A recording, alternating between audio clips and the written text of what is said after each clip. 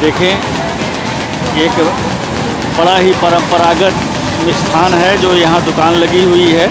इसको यहाँ खाजा बोलते हैं और ये खाजा जो है कबीर साहब के खिचड़ी से जुड़ा हुआ है।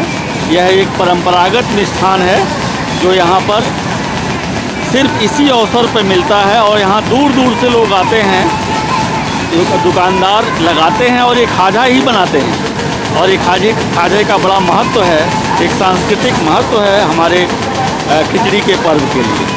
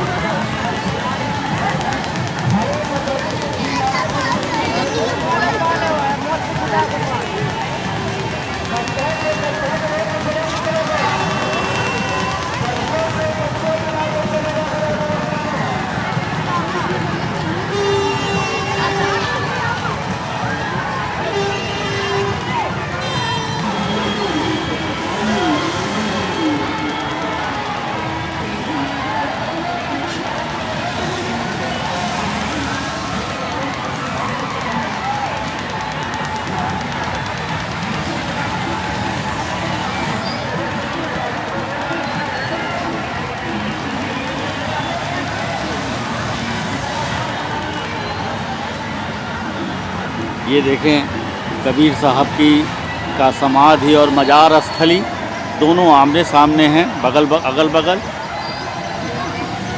मैं आपको अभी वहाँ भी ले चलूँगा।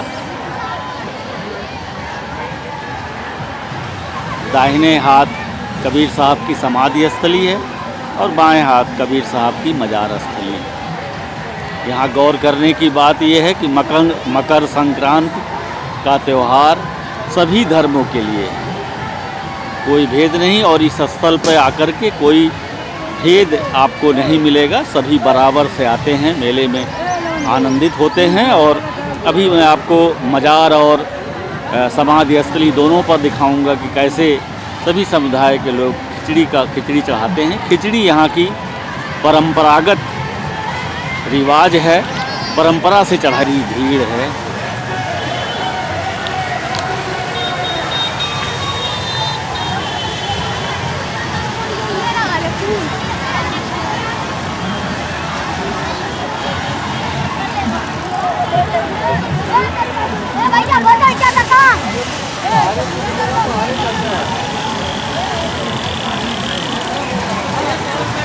सुरक्षा के लिए यहाँ पुलिसकर्मी भी मौजूद हैं।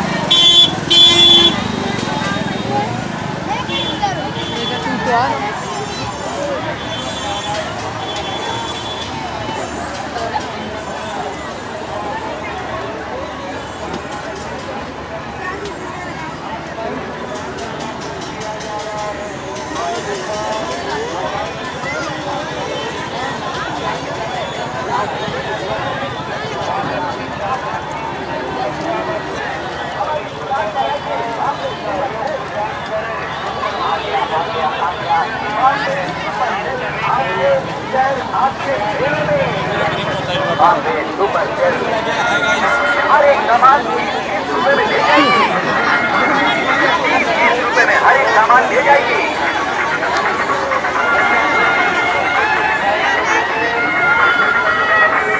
आइए स्टील का सामान खरीद।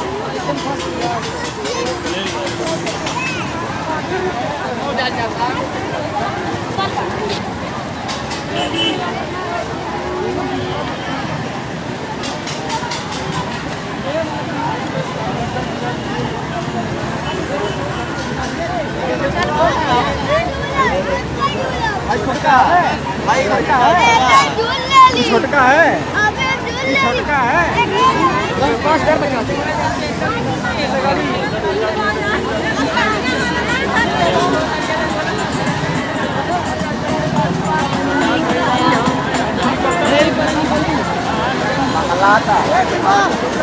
कबीर साहब की मूर्ति यहाँ स्थापित है।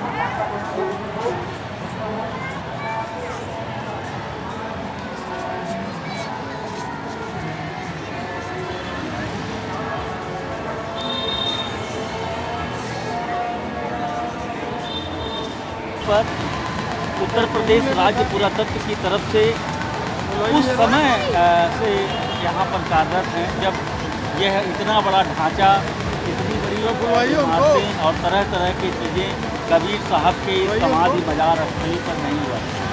हम आप जिस शख्सियत से मिलने जा रहे हैं, इनका नाम श्री मंगल जी। आपका शुभ नाम क्या होगा? आप कब से यहाँ पुरातत्व की तरफ से काम करते हैं? 45 साल से। तो आपने 45 वर्षों में क्या परिवर्तन देखा कबीर साहब के मजार में?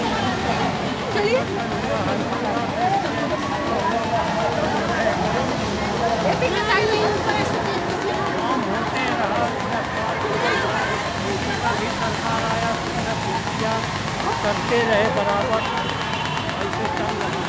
अच्छा, मतलब ये जो ढांचा दिखाई पड़ रहा है सुंदर सा, ये पहले नहीं था। यहाँ चारों तरफ खपड़ैल के घर, बगल बगल में वालों के लिए जो था। अच्छा, वो था। मतलब आप ये यहाँ जो चारों तरफ आप खाली जगह देख रहे हैं, यहाँ पहले भगत जगत के लोगों के निवास स्थान थे।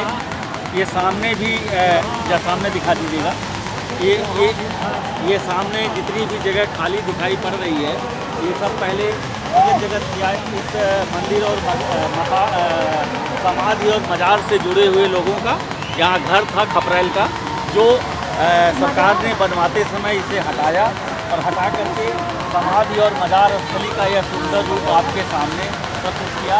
श्री मंगल जी इसके गवाह हैं, जो पिछले 45 साल से यहाँ पर कार्यरत है। आपने यही बताया कि कोई भी सरकार आई तो थोड़ा थोड़ा काम यहाँ पर कुछ न कुछ काम सभी लोगों ने किया, जिसका नतीजा है कि सुंदर और भव्य प्रांगण यहाँ दिखाई पड़ा। तो श्री मंगल जी अभी कहाँ हैं आप? मतलब अभी सेवा में हैं या रिटायर हो गए? रिटायर हो गए हैं, लेकिन रहते हैं मघाड़े में। टाइम हमारा यहीं पास होता है। जी जी, यहीं रहते हैं। मतलब कहने का मतलब कि सेवा तो समाप्त हो गई, सर्विस से रिटायर हो गए, लेकिन आपकी जो भक्ति है और आस्था है वो आपको यहीं रखे रहती है और आप यहीं रहते हैं। जी, तो और कुछ बताएं यहाँ के बारे में। यहाँ के बारे में और क्या बताना, सब चीज़ है। धीरे धीरे जा रहा है। जी,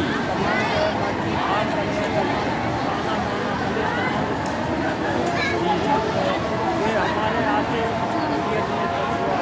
आपको कैसा लगता है जब ये जगह फल फूल रही है? बहुत बढ़िया लग रहा है। पहले तो वहाँ अमृत कुटिया थी बहुत बड़ी, जहाँ पे वो बना ताना बाना, वो बच्चे यहाँ खाते थे, खेलते थे, कूदते थे, सब था। अब वो सब मतलब खत्म करके उनको आस और ताना बाना बन गया, यही सब हुआ है।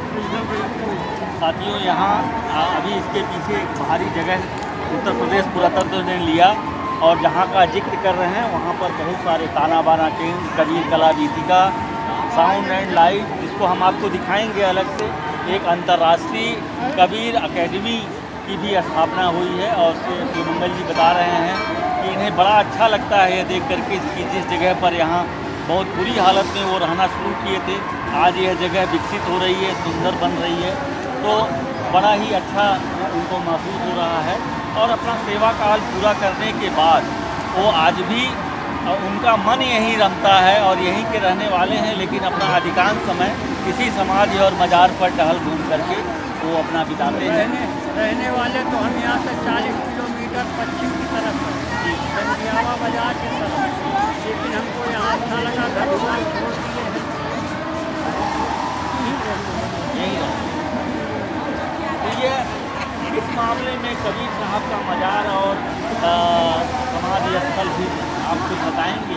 यहाँ तो उनके बारे में नाना प्रकार के लोग हैं, नाना प्रकार के प्रत्येक योगियों ने नाना प्रकार की बातें किए हैं, लेकिन वो सब कुछ नहीं है, सिर्फ मानव थे, मानव उनका सिद्धांत था, मनुष्य के लिए थे, चाहे किसी जाति धर्म मजहब का हो, उनके लिए मनुष्य सबसे बड़ा था और उसी की सेवा में वो जीवन यहाँ पर अपनी पूरी तपस्या पूरी कर ली और यहाँ यह चीज़ सबसे आज तक बनी हुई है। ठीक है शिवमंगल जी, आपने ऐसी जानकारी दी, मैं अपने दर्शकों को ये बात फिर आइसक्रीम खाने चला गया होगा तो आइसक्रीम खा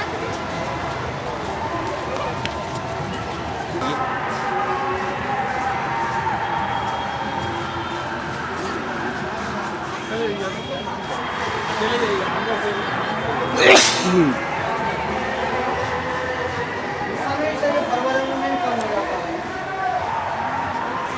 ऐसा ना खींच भैया, वो खींच रहा, वो खींच रहा।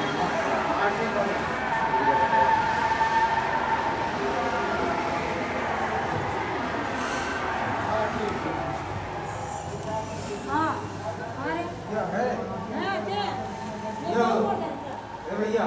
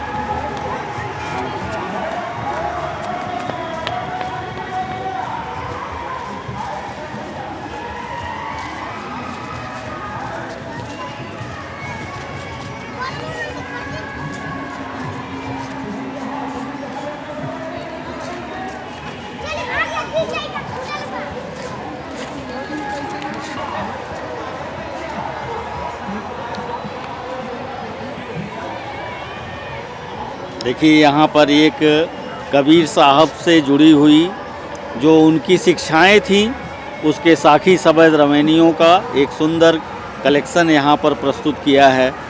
ये आपके सामने ये पुस्तकें हैं और मैं आपसे मिलवाता हूँ। आप विनोद दास साहब हैं, विनोद दास साहब हैं, वो बताएंगे कि वहाँ पर क्या क्या चीज़ें कर रहे हैं।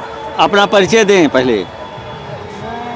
विनोद दास कबीर चारा मगहर से साहित्य का यहाँ पे स्टॉल लगा है, जो कबीर साहब से ही रिलेटेड चीज़ यहाँ पे है, जिसमें बीजक है और कबीर दर्शन है, जीवन चरित्र, कबीर अमृत वाणी, जैसे कई लेखक लोग अपने अपने तरीके से लिखे हैं और उनका हम यहाँ संग्रह किए हैं, तो उनके माध्यम से कुछ आगे प्रचार प्रसार। विनोद दास साहब पुस्तक एक मिशन के रूप में चलाते हैं। मतलब ये कबीर पंथ के सन्यासी हैं, लेकिन कबीर के विचारों को प्रसारित करने के लिए, जन जन तक पहुंचाने के लिए उनकी सारी पुस्तकें इकट्ठा करते हैं। तो अब आपसे ही मैं जानना चाहूँगा कि कबीर साहब की शिक्षा में सबसे महत्वपूर्ण पुस्तक किसे मानी जाती है?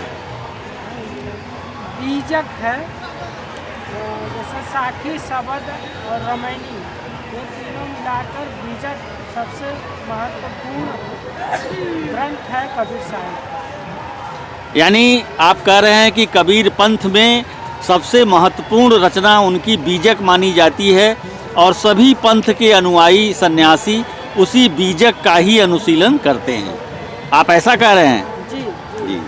और आपका ये जो पुस्तक है, ये आप कब से लगा रहे हैं? ये तो मैं यहाँ बचपन से ही रहता हूँ, शिक्षा दीक्षा मेरा यही था, लेकिन मैं 5-6 साल से लगा रहा हूँ। इसके पहले और लोग जो यहाँ थे वो हमेशा लगाते थे। बहुत अच्छी बात है। मैं अपने YouTube के इस कबीर विमर्श के माध्यम से अपने तमाम दर्शकों श्रोताओं को बताना चाहूँगा कि ये बचपन से सन्यासी रहे। आपका कहना है कि यह पुस्तक पहले से लगती रही है और बीजक जो प्रमुख ग्रंथ है, और भी अन्य पंथों के, कबीर पंथ से जुड़े और मठों के लोगों ने बराबर इस पर जो लिखा पढ़ा है, वो सब कुछ बहुत पहले से ये पुस्तक लगती रही है प्रदर्शनी। और आप स्वयं विगत 5 वर्षों से इस पुस्तक केंद्र का संचालन कर रहे हैं, सेवा में लगे हुए हैं। तो विनोद दास जी को हम धन्यवाद देते हैं कि उन्होंने बड़ी अनमोल जानकारी दी। इसके लिए साहेब बंदगी।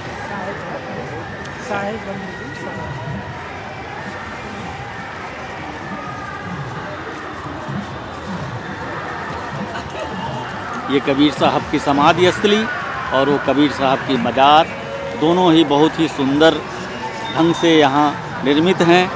किसी तरह का यहाँ पर कर्मकांड इत्यादि संभव नहीं होता है।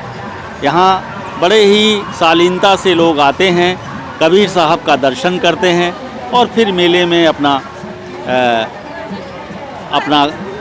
समय बिताते हैं, अपनी ज़रूरत पसंद की चीज़ें लेते हैं, परिवार और बच्चों के साथ यहाँ पर आकर के मनन करते हैं, कबीर की साखी शबद रमैनियाँ सुनते हैं।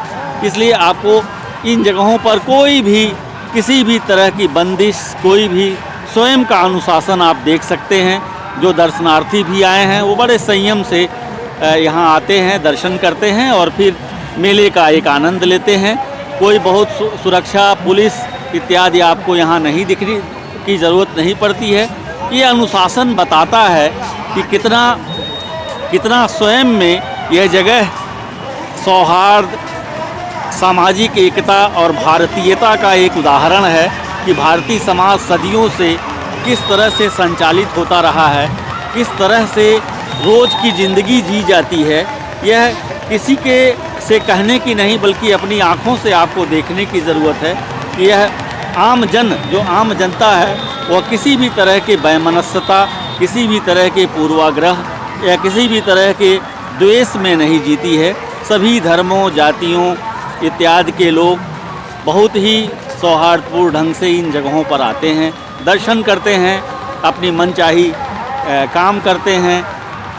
जो उनको करना होता है वो स्वयं से करके और फिर वो अपने घर को चले जाते हैं। सांस्कृतिक स्थल भी है। और आपने देखा कि कैसे लोग आते हैं और बिना एक अनुशासन में कबीर के इस समाधि स्थली पर अपना समय गुजारते हैं, आसपास टहलते हैं या वहाँ सामने प्रांगण में जो दरी बिछी हुई हैं उस पर बैठ कर के मनन करते हैं, उनके विचारों का आस्वादन करते हैं, सोचते हैं, विचारते हैं, मन की जो बातें हैं कहते हैं। और इसी ढंग से यहाँ पर जनजीवन संचालित होता है। मैंने आपको मेले का एक उस हिस्से को दिखाया जो थोड़ा जहाँ से थोड़ी भीड़ कम थी, और आप ताकि इस समाधि स्थली को देख सकें, आप यहाँ के गतिविधियों और क्रियाकलापों को देख सकें, कबीर साहब के इस स्थान पर जो कार्य हो रहे हैं वो भी आपको दिखाया। इसका दूसरा हिस्सा भी हम आपके सामने कुछ ही दिनों में ले आएंगे, वो हमने रिकॉर्ड किया है। जो इसके बाकी, और वहाँ जब आप देखेंगे उन लोगों से मिलेंगे जो इसके यहाँ सिर्फ इसलिए आते हैं कबीर के विचारों की आस्था के लिए। यह एक बड़ा भारी संदेश और इसकी जानकारी हमें मिली कि यहाँ पर, क्योंकि ये मेला बमुश्किल 7 दिन चलता है और आप समझ सकते हैं कि बहुत दूर दूर से लोग आते हैं और कैसे उनका खर्चा निकलता होगा। लेकिन मुख्य बात ये नहीं है, ये हमेशा आते हैं। तो दूसरे अंक में भी आप देखिएगा कि उन लोगों से सीधे साक्षात्कार करिएगा जो इस मेले के आयोजन में भागीदारी निभाते हैं और अपनी आस्था से आते हैं। साथियों, ये चैनल कबीर के विचारों, कबीर विमर्श मगहर, यह कबीर के विचारों को समर्पित है। कबीर के विचार जो आज हमारे इस आधुनिक जीवन में, हमारी रोज़मर्रा की ज़िंदगी में हमारी मदद करते हैं, हमें रास्ता दिखाते हैं, मार्गदर्शन करते हैं। हम ऐसा समझते हैं क्योंकि जो अनुशीलन हमने कबीर का किया है उससे यह बात हमें सामने समझ में आती है कि जो है कबीर हमारे दैनिक जीवन के मार्गदर्शक हैं। तो ऐसी, और हमने आपसे वादा भी किया था कि वहाँ पर होने वाली गतिविधियों को हम ले आएंगे। इसके अतिरिक्त जब ये मेला नहीं रहेगा, ख़त्म हो जाएगा 1 हफ्ते के बाद, तो हम उस प्रांगण में, जैसा कि हमने पहले भी कहा था, उसकी एक एक स्थान को आपको दिखाएंगे, उससे जुड़े हुए इतिहास को बताएंगे, उन चीज़ों से आपको रूबरू कराएंगे और आप स्वयं विचार करके आप समझ पाएंगे कि वास्तव में कबीर के जो विचार थे वो कितने प्रगतिशील थे और कितने हमारे जीवन के बारे में था। जैसा कि अभी वो पुरातत्व के जो साथी शिवमंगल जी बता रहे थे कि कबीर के बारे में तरह तरह की बातें यूट्यूबर्स भी कहते हैं, रहस्य की, चमत्कार की। ऐसा कुछ नहीं था। कबीर जीवन पर्यंत इंसानों की बेहतरी और इंसान के बेहतर जिंदगी और उसको अधिक से अधिक उन्नतशील और प्रगतिशील बनाने के लिए जो भी कह सकते थे अपने युग में, उन्होंने सिर्फ उसी पर चिंतन किया और उसी को आगे बढ़ाने के बारे में सोचे। तो हम आपके लिए ऐसे वीडियोस लाते रहेंगे, उन पर चर्चाएं लाते रहेंगे। इसलिए हमारा आपसे आग्रह है कि इस चैनल को आप अधिक से अधिक सब्सक्राइब करें, इसे शेयर करें और जो बेल आइकन है उसे आप दबा दें ताकि हमारे वीडियोस आपको नियमित मिलते रहें, उसका नोटिफिकेशंस आपको जानते रहें। हम मेहनत करते हैं और हम ये सोचते हैं कि वाकई कबीर एक व्यक्तिगत तौर पर भी हमारा समूह सोचता है कि कबीर वाकई हमारी ज़िंदगी, हमारे मनस निर्माण, हमें एक पथ प्रदर्शक की तरीके से रोशनी दिखाते हैं। इसलिए हम ये बातें आप लोगों तक पहुंचाते हैं और पहुंचा रहे हैं। और आग्रह आपसे यही है कि इस चैनल को एक बार फिर कहूँगा कि सब्सक्राइब जरूर करें, शेयर करें और लोगों से भी अपील करें कोई से सब्सक्राइब करें ताकि ये विचार लोगों तक पहुंच सकें और आप स्वयं भी इससे लाभान्वित हो सकें। और लाइक करने के साथ सब्सक्राइब करें और बेल आइकन उसका दबा दें ताकि आपको नोटिफिकेशन मिलता रहे। अब फिर मिलते हैं आपसे जल्दी ही अगले अंक मेले के दूसरे भाग में। नमस्कार।